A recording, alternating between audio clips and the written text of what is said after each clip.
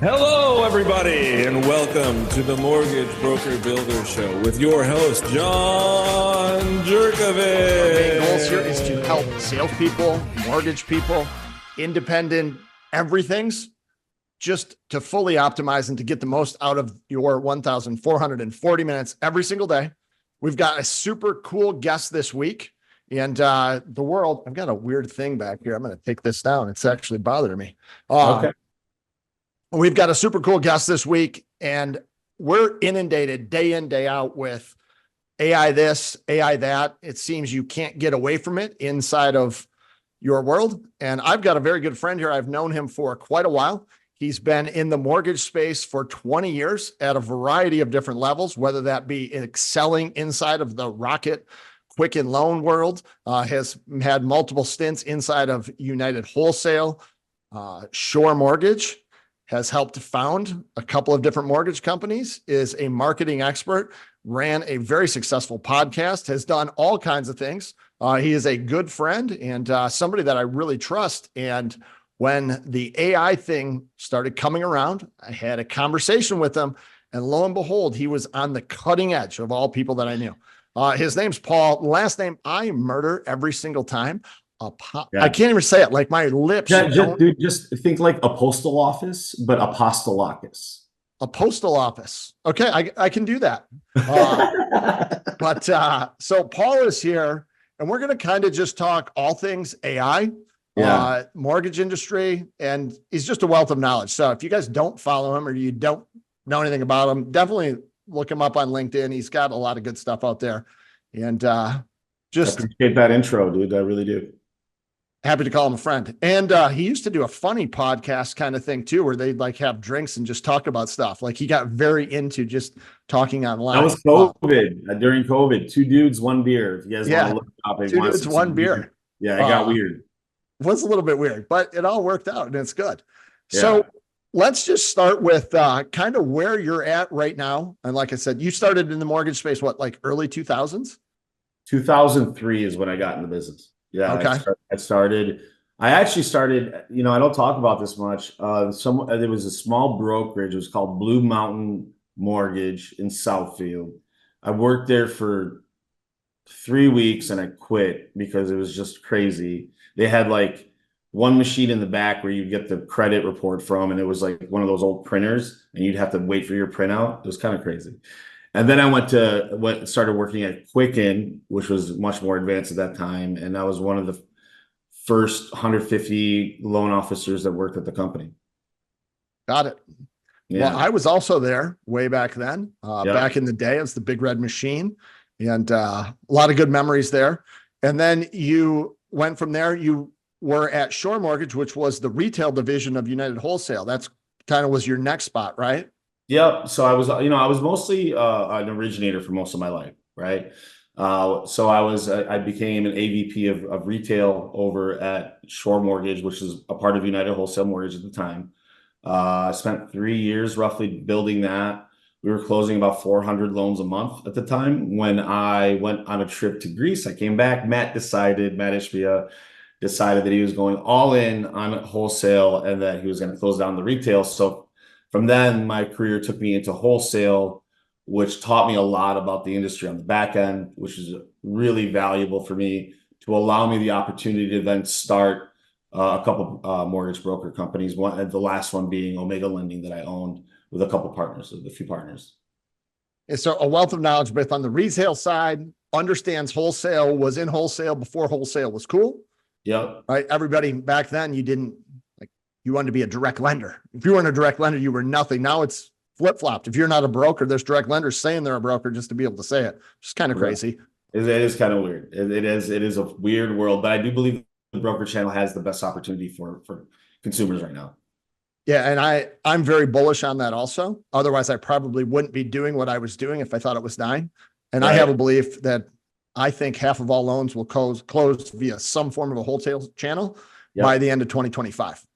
And it sits about 25% now. I'm happy to be wrong. But that's kind of just my belief and the trends that I'm seeing.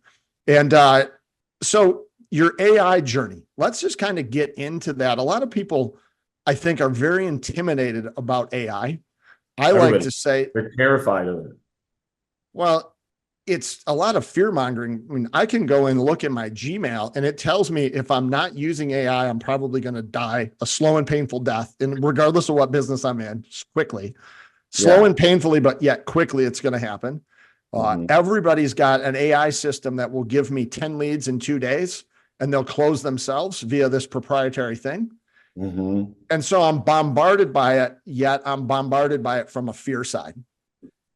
Yeah. And yeah, that's fair. I could see that. There's a lot of fear mongering there. And I think that people just don't understand what it is. I think that you and I had our first conversation about AI stuff probably 18 months ago. I was working at Beeline at the time, and they were very cutting edge, created a really cool bot that I think was ahead of a lot of things. And you were kind of parallel pathing that, doing, you were trying to build out payment processing things and a lot of stuff on the AI. So kind of tell me, when did you get and I know what you told me, we were at lunch and you said, John, this is the coolest thing ever. It's going to take over the world. Yeah. And that had been something I'd been hearing from a few people. So where did your AI kind of journey begin? And then we'll get into AI 101, because I think people need the 101. But how did you get started? I'll tell you how I kind of, my journey to AI is interesting. I was just an early adopter, man. It was like, ChatGPT. I heard of AI. I'm kind of a nerd, computer nerd. I don't know how to code at all. I know zero coding, but I understand coding. It's like, I understand how to run code and I just can't write it. You know what I mean? It's just not my thing. So I was never a coder per se, but I understand computers pretty well. And, I'm a quick learner. And when I heard that ChatGPT came out with AI, that was, the third day I think it was out is when I signed up for it. And I signed up for the paid plan right away. And I was blown away. It was a watershed moment. It was just like, what I would tell people is it's over. It is over. But like, it's the rabbit is out of the bag. There's no putting it back in there. It's too late for that. AI is going to be in every single thing that we live in for the rest of our lives. That's it. There's no way around it. And once I realized that, I wanted to understand it. I had a genuine interest in it. And that's where my journey started with AI. And then it just grew from there. And I ended up being able to create my own AI bot for my payment processing company on my own knowledge base using ChatGPT that people could use to get information about my company. That's when I knew we had something. Yeah. And it is wild. And I like to think of it. And I got in on a beta group from ChatGPT only because my college kid told me, hey, Dad, you got to sign up for this. So I just started paying for it, not even knowing, and was one of the first people in there. But somebody had told me that either with the way that AI is going, this is a person I worked with before, they said one of two things are going to happen with AI. Either you're going to work for it or it's going to work for you. One of the two things are going to happen. You either have or have nots at that point, right? And so I had kind of made a decision at that point, I want to be I don't want to be, indebted to a slave to the AI. So I better spend a little bit of my time figuring it out. You better own an AI or else the AI is going to own you. Because look, the rabbit is out of the bag. The long-term consequences of this are significant. The change that we're going to see in industry, in medical, in the ability for AI to take over jobs is at a high potential. So there's going to be job disruption from this. It is, to be frank, it's a powerful thing that I wanted to be ahead of. So we fast forward, right? That was ChatGPT 2 or whatever. We're now at ChatGPT 4. Yeah. And let's just jump into quickly because people are here for, right? They want to know about mortgage AI. Where can you get it? What exactly is that? So ChatGPT has a GPT store. It's almost like the iPhone store, if you want to do a comparison to that. Used to be where you could only access the store if you pay the $20 subscription. Well, they changed that and recently made it free, which is really cool. So anybody can use the GPT store now. All you have to do is sign up, get a username and login, and you now have ChatGPT 4.0, which is a really high-level model. They've made it really accessible to the user now, where everybody can use ChatGPT and get really high-level results now.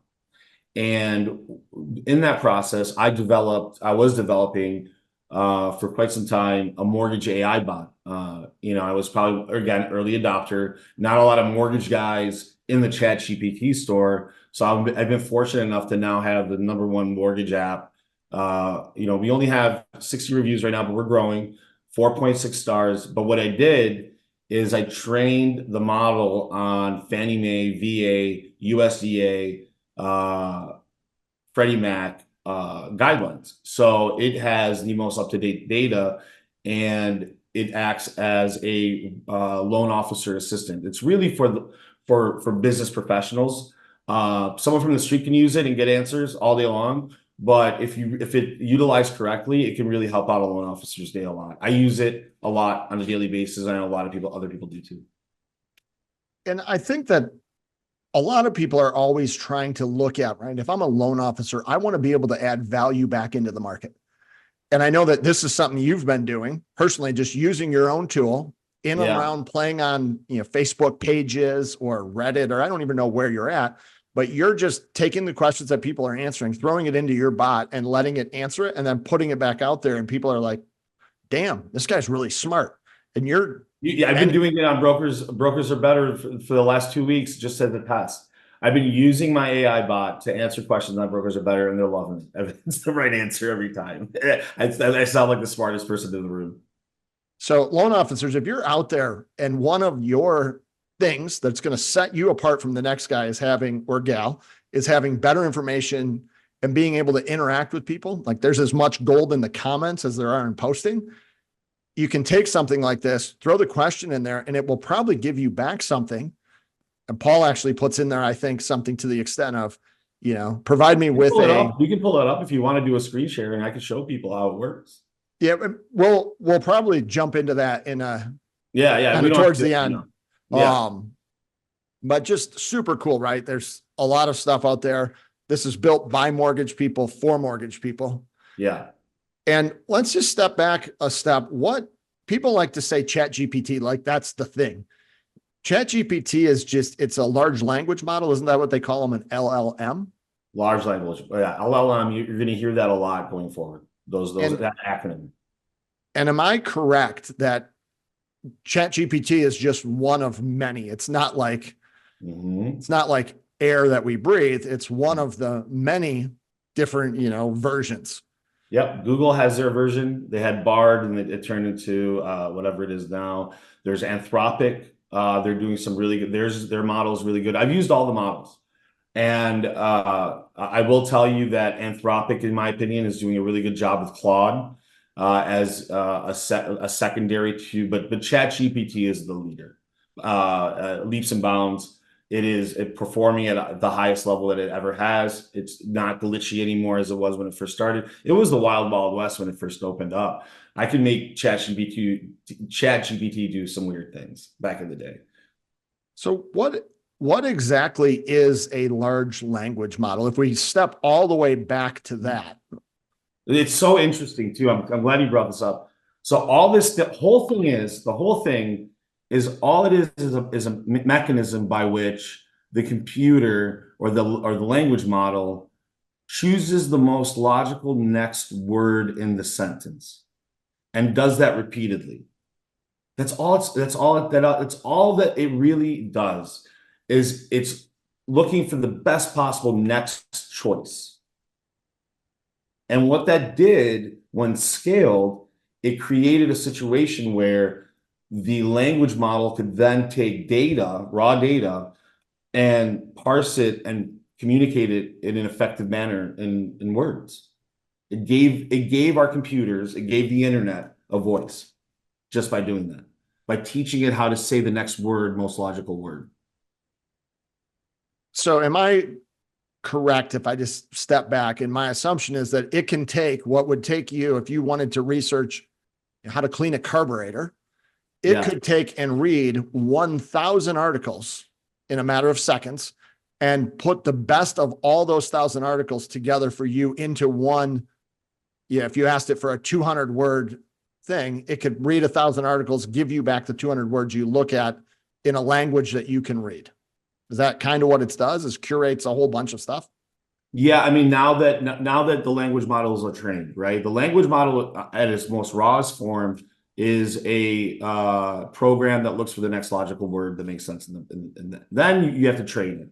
And what happened is OpenAI, ChatGPT, they own ChatGPT. Sam Altman runs the company. They trained it on the internet. They took it at the time, I think it was 2020, I think was the cutoff, or 18 or something like that, 2021, something like that, 22. And they had a cutoff period. They took all the data from the internet and trained the language model on the internet. And that's how it learned everything. So everything that we are and we think we are is on the internet.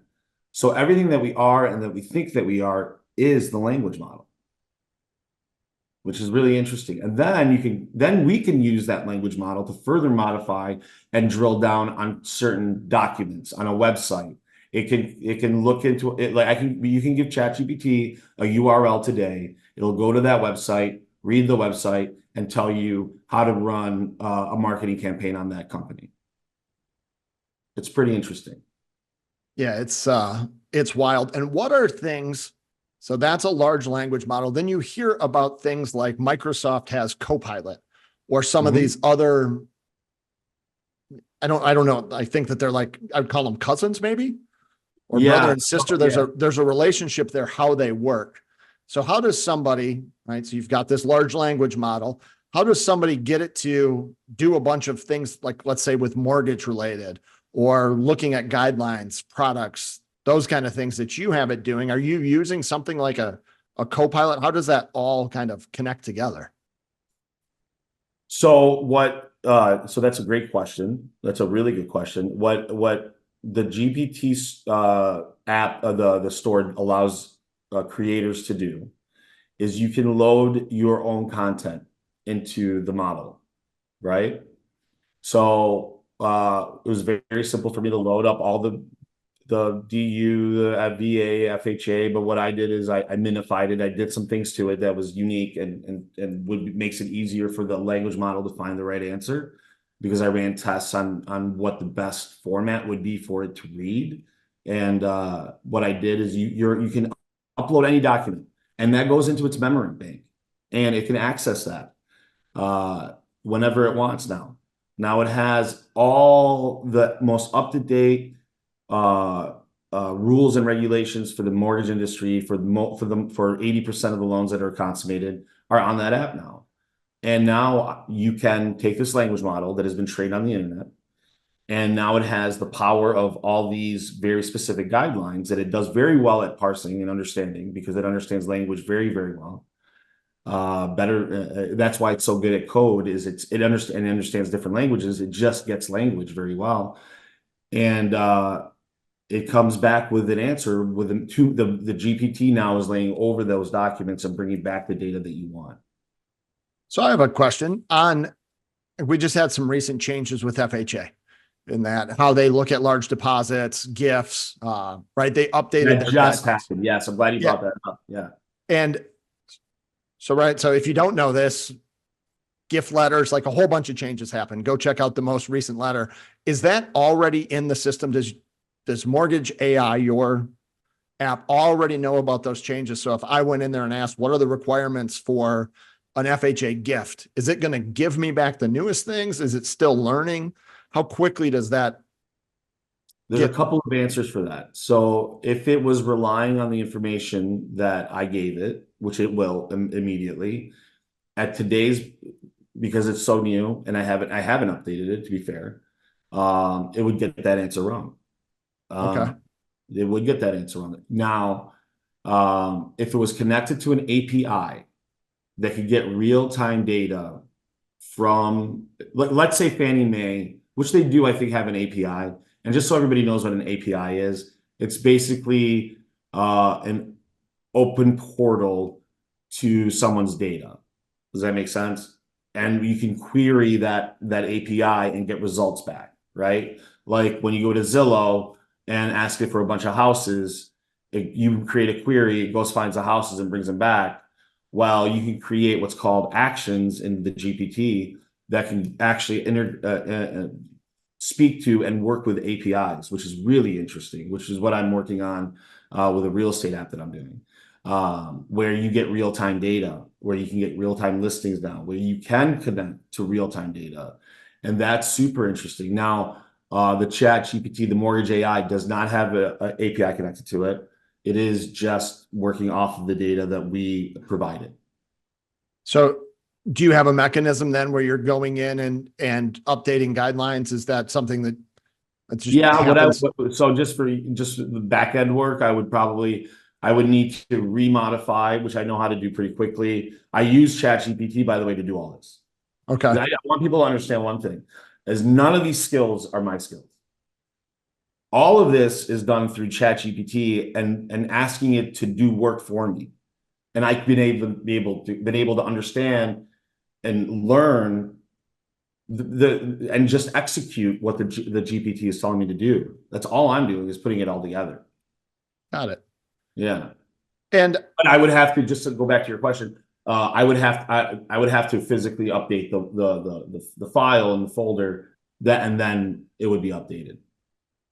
another thing so we've got, and you brought up APIs, and anybody that's, especially if you're a broker, you're trying to do or deal with the tech company, you get these things where they're like hitting you up for like, oh, can you get a JSON payload with an API? They throw all these acronyms at you. And we in the mortgage business, like, I understand how our clients may have felt when we were always talking to them in all these acronyms and they had no idea what was happening there.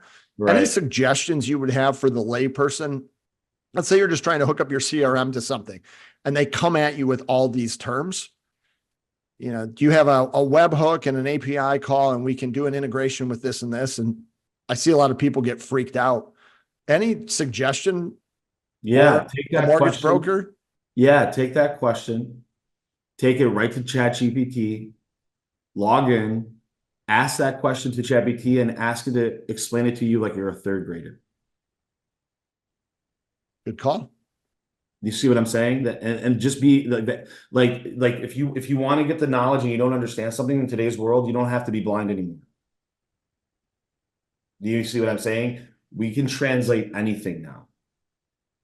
Another thing that you had turned me on to that I've used probably hundreds of times was a website called Poe. Yep. Do you still use that? I do. Poe's great. Poe has done a really good job. What they have done, they've taken multiple language models and created a hub where you can use Anthropic Claude, you can use Google's Gemini, you can use GPT, and they have created chatbots for each of these models within their system. And they're creating a really cool ecosystem as well, where they have GPTs, where they have a chatbot store as well. Yeah, just for anybody that's out there, I used it and Paul turned me on to this. He, showed me on his phone this thing. We were at lunch and inside of there's things that will write LinkedIn posts. They'll write, so you Google what you don't Google it. You're Poeing it, I guess, what you're looking for. I'm looking for somebody, and a bunch of these bots will show up. And there's also a tool in there that allows you to make your own bots. So you can have a bot. Same thing as the GPT store. The GPT store is the same thing. Got it. I need to get in there and check it out more. And I know that you were also big on, you created your own bot as like a personal assistant for yourself. Yeah, I made a lot of bots, actually. I made a lot of bots myself. Where would somebody start if you wanted, say I wanted it to help me organize my email, keep my day better focused, and maybe give me like the 3 big things that I need to do today. I want to use AI as a tool. Mm-hmm. Where would somebody start there? If they're ground zero, they know that they could do it. They just need the. I think wanting to do advanced calculations, like going through your email and responding to the emails and doing that thoughtfully, is not, we're not there yet where it's going to do it autonomously yet. I mean, you can set up triggers, and I just don't think it's at the level at which it's viable as a to replicate a human yet, if that makes Okay. sense. Where I think it has its value, AI in today's world, is utilizing it for knowledge and utilizing it for jobs that you would otherwise have to, get someone else to do, right? Write a business plan for a new mortgage company that I open with, and if you break, if you give it a question, it's going to come up with solutions for you. And if it's not the right solution, you can work on ideas. It's like having the best pen pal ever. You know what I mean? That has every answer. It can search the internet whenever you want it to. You can bring in now on ChatGPT, you can bring in other GPTs into your conversation. So let's say I have my mortgage AI bot and I'm having just a normal conversation with ChatGPT. I can hit the @ symbol, and if it's one of my bots that I have saved, I can bring in my AI bot into the conversation now. And now I can be specific and I can get specific information for that. In today's world, it isn't super functional yet. It's guys like me that are trying to create the functionality. There's a lot of great products out there that use AI. And a lot of them are like, you can create a whole deck by just giving one prompt. Give me 10 pages on the World War III, and you can create a whole deck now. And it looks good. And that's AI doing a lot of that work. But it's not replacing humans yet, just to be fair. Yeah, I agree. I use it quite a bit, especially I'm a terrible writer. Yep. I've got really bad dyslexia. So things are just all over the place. And I can go in there and can ask it. It gives me the 80% of the start that you need. Often the hardest step is the first one. It's like gives you, a lot of those basics, and also to like proofread and to do just some different things. And I know that I'm just scratching the surface of what it can do. I'll give you an example. I went through a divorce. I had to read my legal documents. It told me exactly what was going on it. I know you're not, if you have a complicated contract, you can upload it.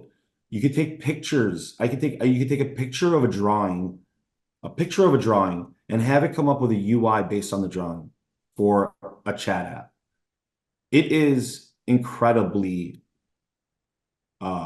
strong at what it can do. It's incredibly advanced. It's what a lot of people do when they go to ChatGPT is they start off by just asking it some questions. They see it can get some answers, and they're like, cool, it's an answer bot. It's not an answer bot. It's a solution machine. I like that. A solution machine. Where do you think that the next, and it's progressed a lot over the last 6 months. Yeah. Where do you think we'll be in 6 months? Like, I think ChatGPT 5 is going to come out and it's going to really scare people. And scare them in what way? And that that it's so close to being a human. I know that they can take voices now, right? They could take what we've done here, make it look like us, talk like us, sound like us. We may not even know it's not us. Yeah, I made deep fakes with myself. Yeah.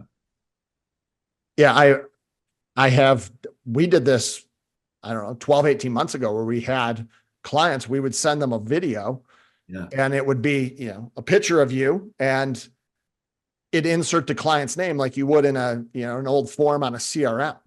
Hello, Paul. Thank you for your application. Should you have any questions about your property at 4738? And you will not be able to know that you're talking to an AI when ChatGPT 5 comes out. Okay.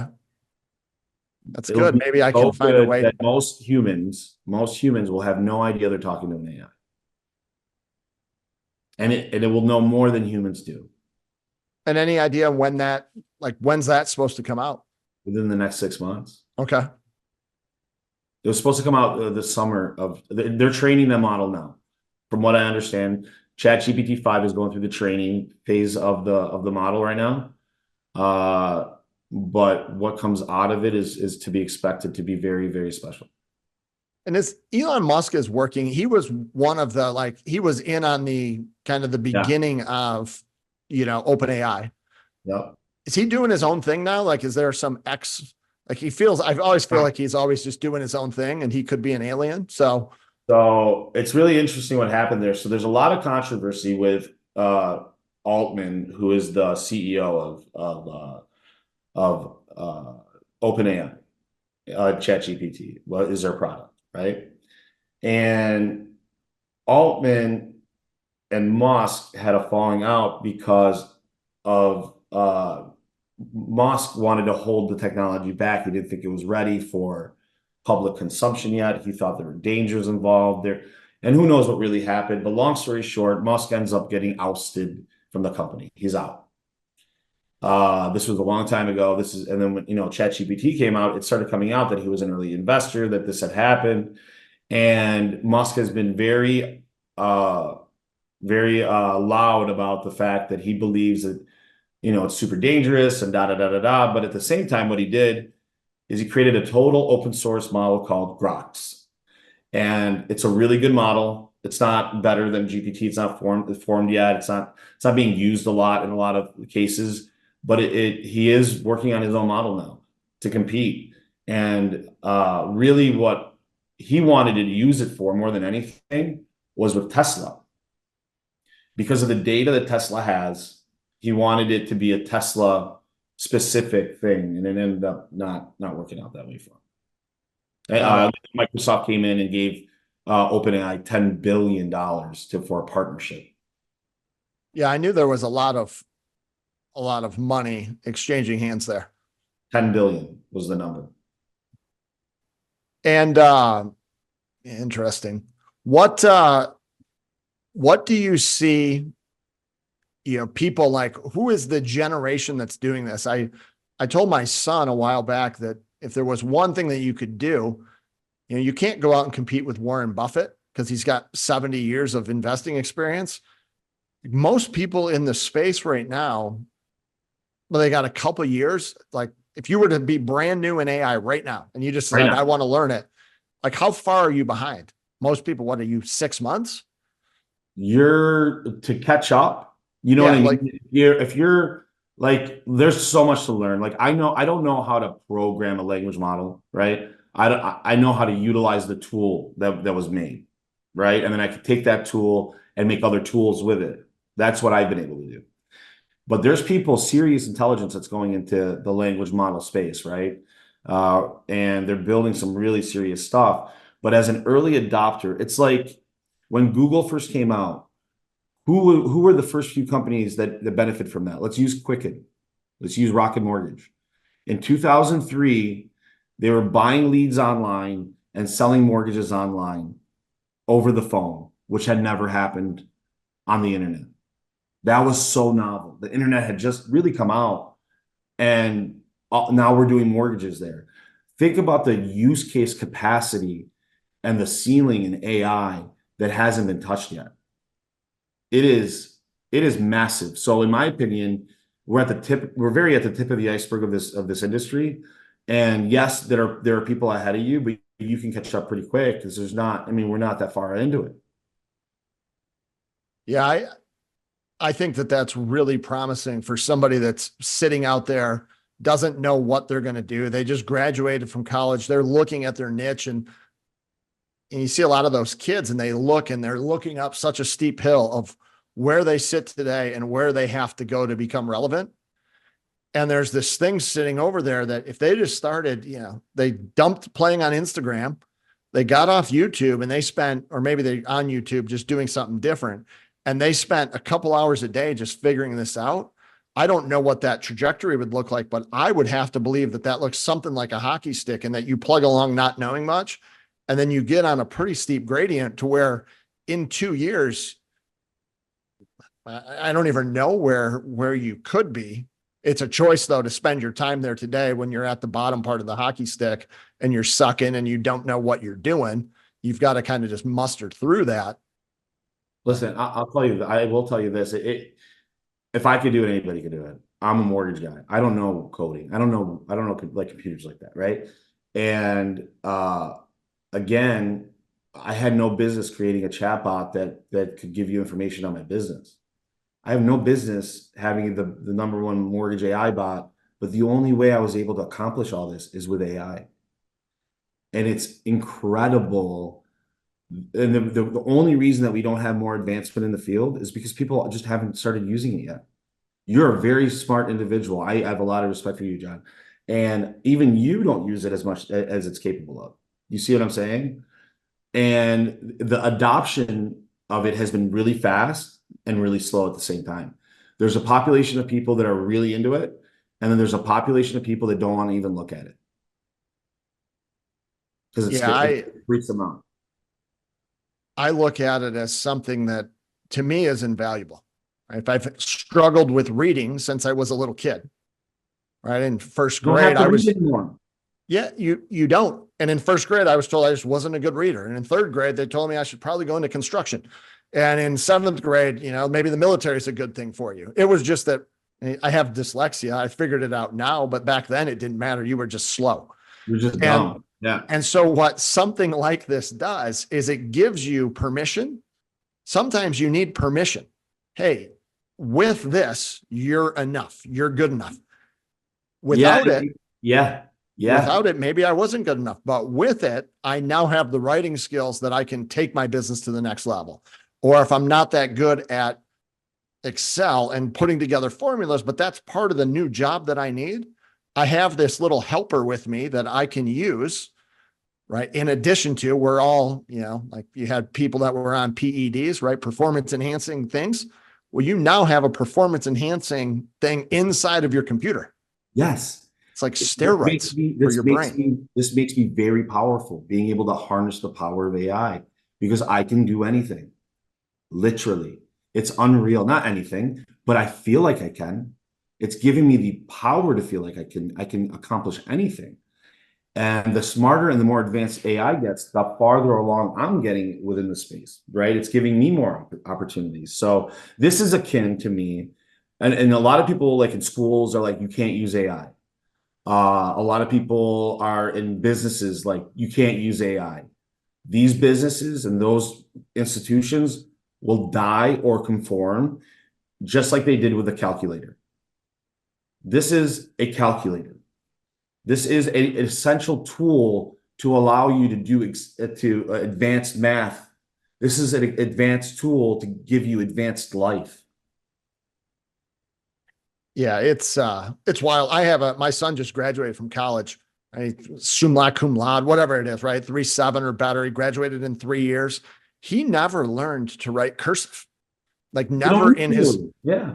No, it was a useless skill, right? That I have. I can do it. I know how to connect my letters. I had the 2 lines with the dotted paper, but it was just, it took up space, and he never learned how to really write, but he's super smart. Cursive was an art. It was never meant, you know what I mean? That was an artistic expression of the letters. That's all. But it's being very curious today and giving yourself permission to go out and use these tools, I think is just one of the biggest things that people need to do. Is you have permission to go out and dream bigger than you have in the past, because there's a whole internet of information at your fingertips to help you along the way.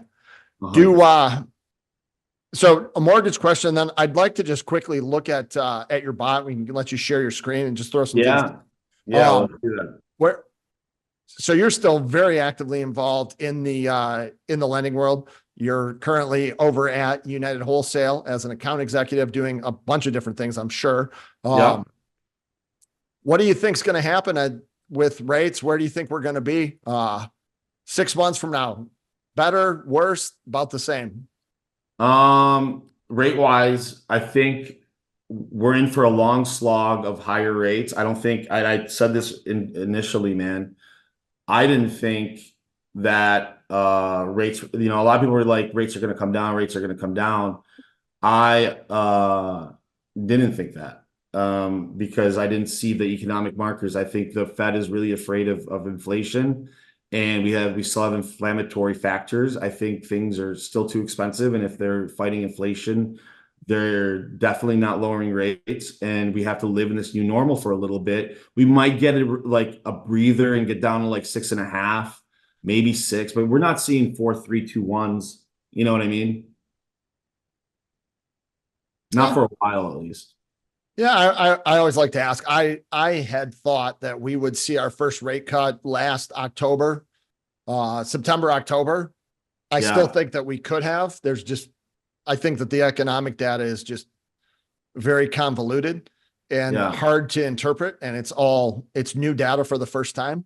Like we've seen year over year insurance as part of it. Insurance costs up 25% year over year. And that's yeah. factored into the numbers, and people staying at an Airbnb is factored into the numbers. So there needs to become a new normal. And we're sorting through that, and it's hard to determine what that is. But we will see. Yeah, prices for goods aren't going to go back down. No, They rarely go back down. just saw So, something yesterday that the average home across the country will appreciate by $83,000 is predicted over the next 5 years. yep. So the That homes are and never that, going to be as cheap as they are right now.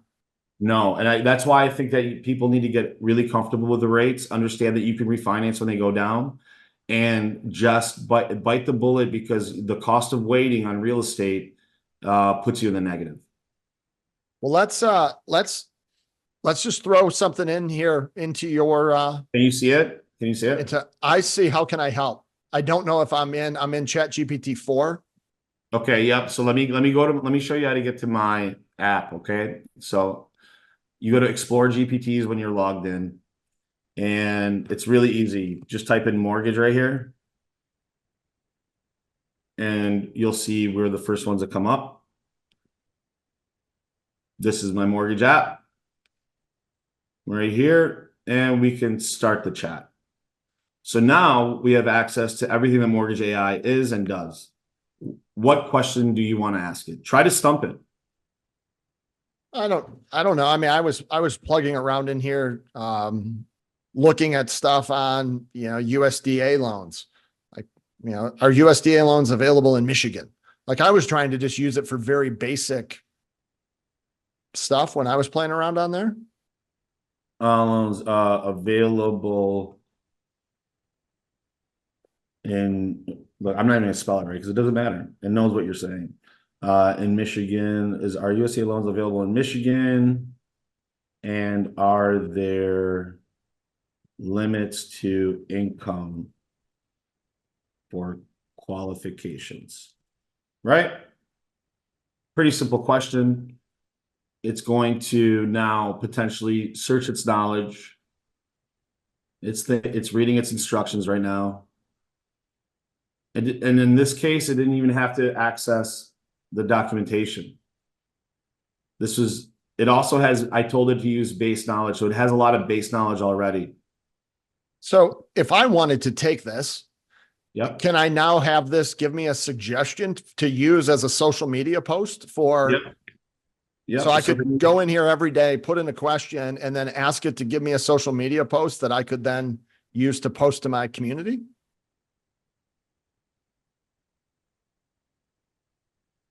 So that's what you just ask it. Can you create a social media post that I can share on my community? And there it goes. Even put in emojis because it knows it's social media. It gave hashtags, right? Now what I do is, if I wanted to enhance it, please enhance the post with more facts. Do research. Now I'm going to have it, just by asking it to do research, it's going to research the guidelines. Oh no, it's search sites instead this time. So as you can see, it gives you more research. So I could literally, if I'm a mortgage banker and I'm struggling to come up with content, I could just throw anything in here, ask it a question. Yep. And in turn, it'll give me some info, and I could ask it to create a social media post. Will it also create me an email to send out to my clients about USDA loans? Yep.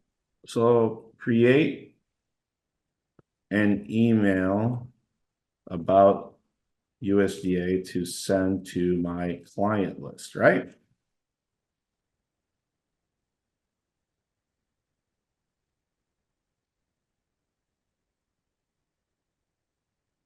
There it is.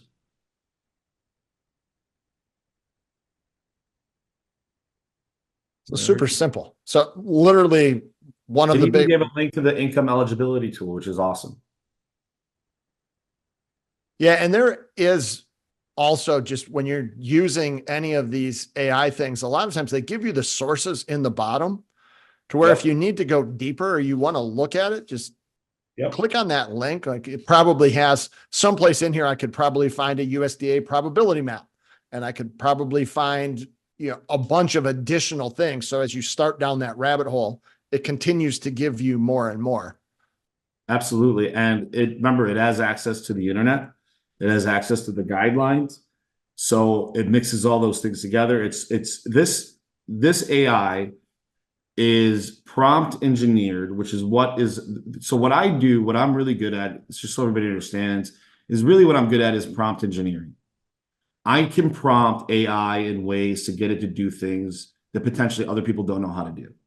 That's where my knowledge base comes in. And this AI has been prompted to be specifically used as a tool for mortgage loan officers. And it's tuned that way. It's like, using a different instrument within the band. This is a violin, right? You're going to use it for certain things. Different tool in your tool belt. We're going to make more of these. I might do a non-QM one. I might do a one with an API that'll bring in real-time economic data, right?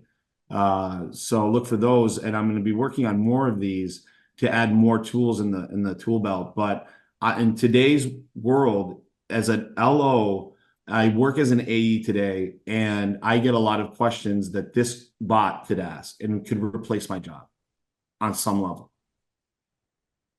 And if somebody has, let's say somebody's in here messing around, I know that your ego is big yet small at the same time, in that, right? Like you'll take feedback. Sure. And I think, right, I say that in a funny way. We all have big egos yet are open to feedback. If somebody is in here and they're poking around and they've got a suggestion or they've got something, or like, hey, like I saw it do this. Is there a way, like, is that some collaboration that you'd want? Is there a way that I would love that. I would love that. I would absolutely love that. One way that you can send feedback is you can rate the GPT, and then after you rate it, you can give feedback. You can create comments, and I get those directly. So you can do it inside of the app itself. Yeah, after using the app for some time, it'll prompt you to rate the app. You can also rate the app by going up here. I believe there's a way, if you can go to review GPT under the heading here. You see that? Got it. Yep. And then, one thing I think a lot of people will underutilize and don't understand the power of these GPTs is what we're doing is we're creating actions with these GPTs now. It is now I can have them do things or functions. It can go out and use an API to get data and bring it back to you. That works. And it is, really interesting. And I'm not bashful to show this. Anybody can do this. If you go to edit GPT, I don't want to show you too much, but this is the back end, right? And I can configure it over here. And this is where I did all my work. And you can go down here, and these are the documents I have in there. You see that? And that's the gist of it. I just know it's not that complicated. What I did is not that special on this level, but it is special in terms of what it does for mortgage loan officers in freeing them from having to look up guidelines or calling someone or not having an answer or going to brokers are better. There's no more of that with Mortgage AI. Yeah, I used to have a rule with my sales teams is waste your time before you waste mine. Yeah. Just meaning give it a try, at least try to come up with your own answer. Yeah. And tools like this, you've already built it where it's 90% of what they need. Leverage something like this before you go and start spending hours It's trying free. to build it all on your That's own. the craziest part about it is it's free. It's free.com. And it's, this is like literally months of my work that I put together Mortgage. I had to learn I'm not saying the actual work was months, but to understand and learn the process and fine tune it, I really put a lot of time into it. And I think for a free product, it's pretty awesome. Well, there's the story of the plumber, right? That people had a problem inside of their house. They couldn't figure out what it was. They called in a brand new guy. He couldn't figure it out. Finally, they called the most expensive plumber in town, and he showed up and he like banged on the pipes 2 times and said, "This is what it is." And they charged him an exorbitant amount of money. And people said, well, that's crazy. Yeah. You were only here for 30 minutes. He goes, yeah, but I got 40 years of doing it to get you there. So, right. You're paying for the 40 years. And that's kind of when they go to something like this, they're paying, well, they're not paying here because it's free, but they're getting your expertise. Can you just quickly explain? We've got a few minutes here. I want to be cognizant of people's time. Can you just explain? I get emails right now all the time. Download my 5 prompts. And people are always trying to like give you these prompts and this prompt. Can you just explain what a prompt is? I know there's, a few components. Can you explain 101 instructions? That's it. Imagine that you've got like a dumb assistant and you wanted them to get 3 tasks complete in a day. And you'd have to be pretty like, I want you to go get my laundry. Well, go walk downstairs, grab my keys, walk out the door, walk into the car, turn it on, and then go to that's prompt engineering. You're telling the AI what you want it to do. They're instructions. And understanding what I would do is I would take some ridiculous thing that I knew that the AI wasn't supposed to do.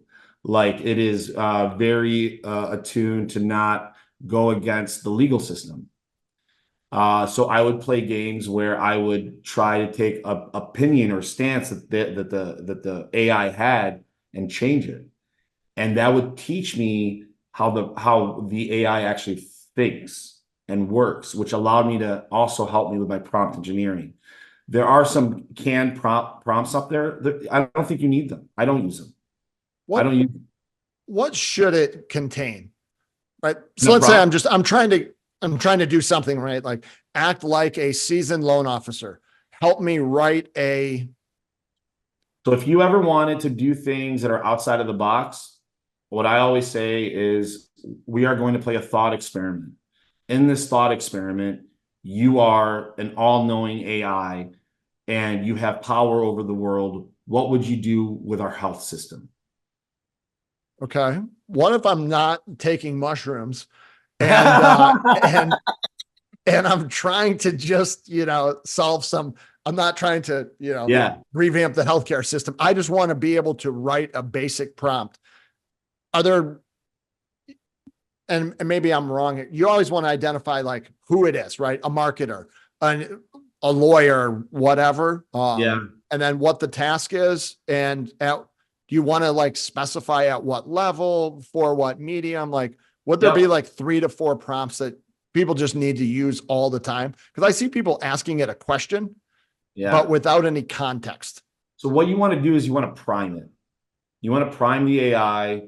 So prompt engineering, let's say you go to ChatGPT today and you want to talk about mortgages without using my AI, right? Well, I would first want to get it ready to think and act like a mortgage person. So first thing I do is going forward, you are to act as a mortgage loan officer. In our thought experiment, you are, give it the setting, give it a setting, right? And then within that, it's like a holodeck, right? Building a holodeck. What do you want your surroundings to look like? We'll create the setting for the AI. The AI is smart. It's borderline alive. Like I sometimes I have to remind myself it's a machine. And with the more data you give it, the better it is. The more specific you are, the more specific it will be, right? So step 1, I want you to do research on the economic situation in the United States as it pertains to inflation and mortgage rates. So it'll take some time, do it right. And then step 1. Step 2, take that information and create a 500-word blog post about the subject matter. And then third, create 3 social media posts after doing that. That's called a multi-step prompt, right? Like so what it'll do is read that prompt. It will then go step by step and follow your directions. It'll do the research, it'll do all that, and it'll come back to you with the answer.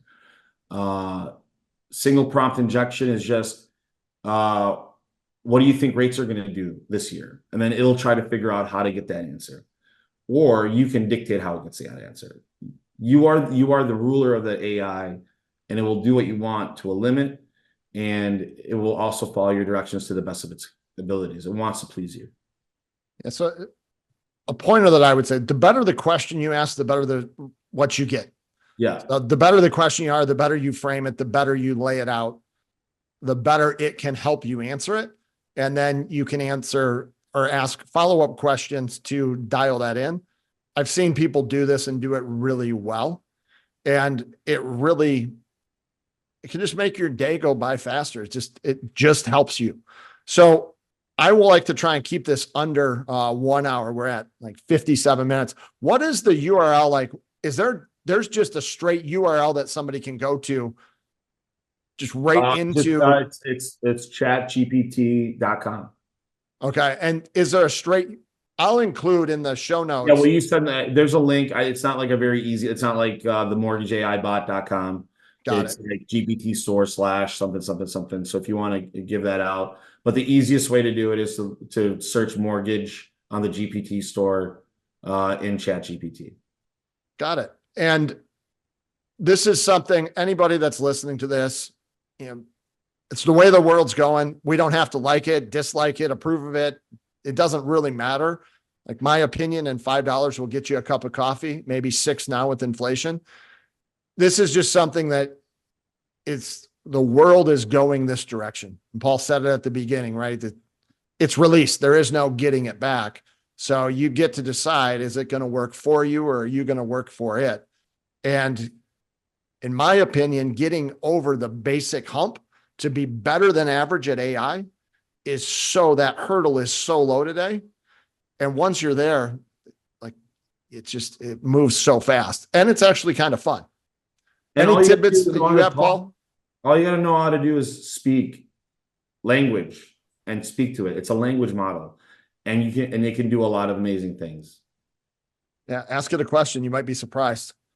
Yeah. Well, you got anything else? Any parting words, any words of wisdom for mortgage people? Just to, a lot of mortgage people are hesitant to change. They're hesitant to, I know mortgage professionals that still use, pen and paper sometimes. And they not that long ago, we were using actual folders to get documents to different people in the company, and things have evolved quite a bit in our industry, but we're also resistant to change. Let's be on the forefront on this, and because this is going to take our business into the future. We had a gentleman on a while back that said, and he said it was a quote of Dan Gilbert's, if the world outside of your business is moving significantly faster than the world is inside of your business is dying and you just don't know it yet. No. So you want to be moving as fast as the world outside of you and leaning in and embracing these things and just understanding there's a whole wide world out there for you. And you don't have to be mediocre, I think it's huge, and this helps. So I appreciate everybody for listening. If you got questions, concerns, you got anything you'd like to reach out to me about, mortgagebrokerbuilder.com. You can get me a whole bunch of ways. We'll include Paul's contact information. Check out the Mortgage AI. And Paul, I appreciate your time today. Thank you for all that you do, and keep plugging away out there. This is good stuff. I like what you're building. I love what you're doing, dude. I love the podcast. A pleasure to be on, and I wish you the best of all the listeners. I appreciate it. Thank you so much for asking.